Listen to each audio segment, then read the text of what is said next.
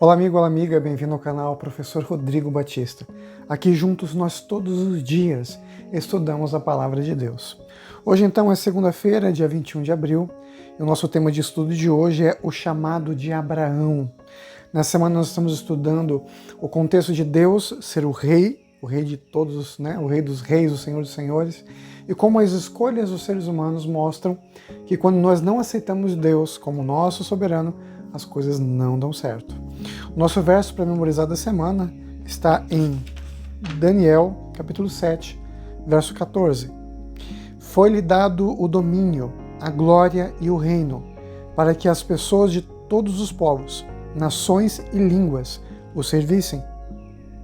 O seu domínio é domínio eterno, que não passará, e o seu reino jamais será destruído. Nossa lição de hoje, falando sobre Abraão, a nossa lição pede para que a gente analise Gênesis capítulo 10. Em Gênesis capítulo 10, nós temos ali o início da humanidade se espalhando pela terra. É o momento em que as nações, os filhos dos filhos vão se espalhando e nações são criadas, reinos são formados. Nós temos Egito, nós temos outros reinos na região de Canaã, na Mesopotâmia, no Oriente Próximo, enfim. O mundo inteiro vai sendo povoado, as pessoas vão se espalhando e novos reinos governados por pessoas são criados. E no meio desse mundo inteiro em que vários reinos são formados, muitas vezes os reis sendo adorados como deuses e eles também fazendo o que quiserem, o povo tendo que obedecer a essas ordens, Deus pede para que Abraão saia da sua terra, da sua parentela, da casa de seu pai e siga por um caminho que ele nem sabia para onde era. Mas ele confiava em Deus, ele sabia que Deus tinha o melhor para ele. E eu quero que você leia comigo agora, então, Gênesis, não no capítulo 10, porque ali nós temos os descendentes dos filhos de Noé, e como a descendência da humanidade foi se espalhando, mas vamos então a Gênesis capítulo 12, versos 1 até o 9. Vamos analisar o chamado de Abraão para ser separado, para ser o povo do Senhor, o escolhido de Deus, para iniciar então o povo do Senhor. Vamos lá. Gênesis capítulo 12, versos 1 a 9.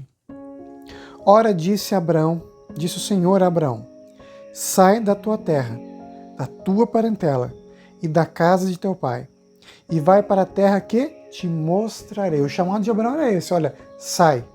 Eu não vou te mostrar agora, eu vou te mostrar depois, eu te mostrarei a terra para onde você deve ir.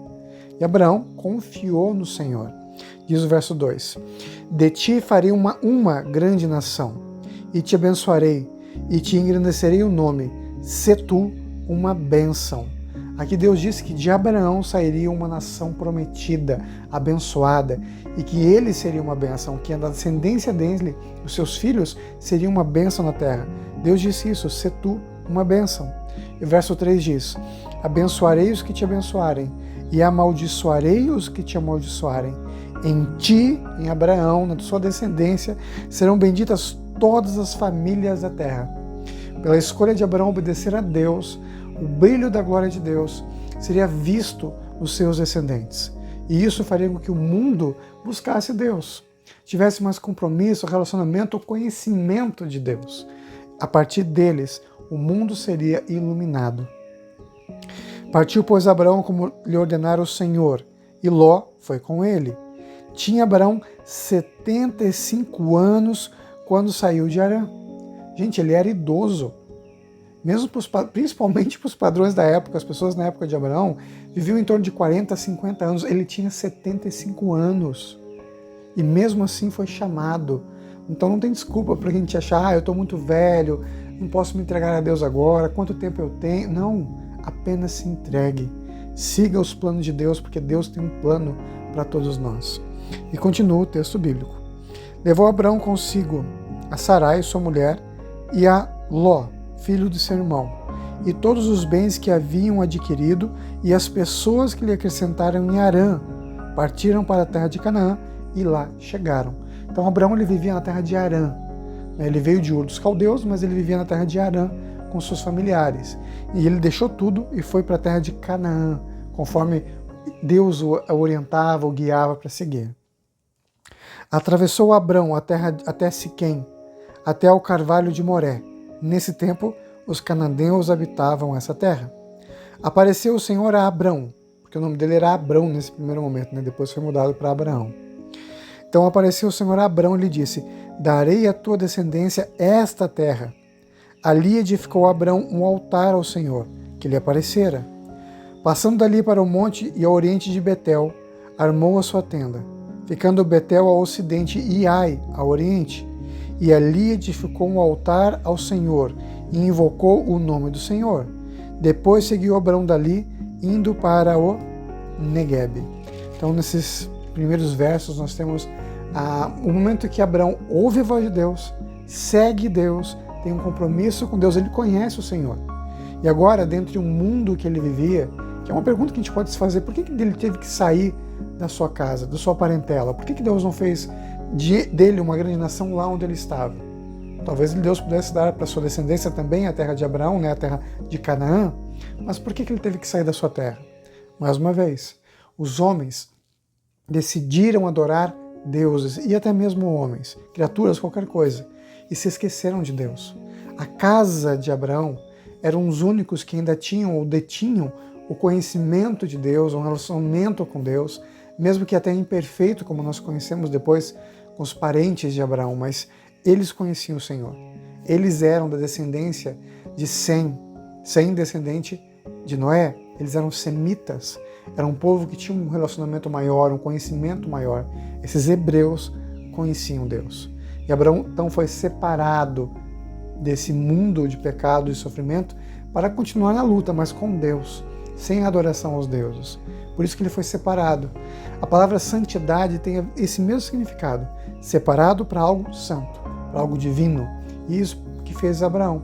Ele foi separado para ser um servo do Senhor, onde Deus desejava que ele fosse.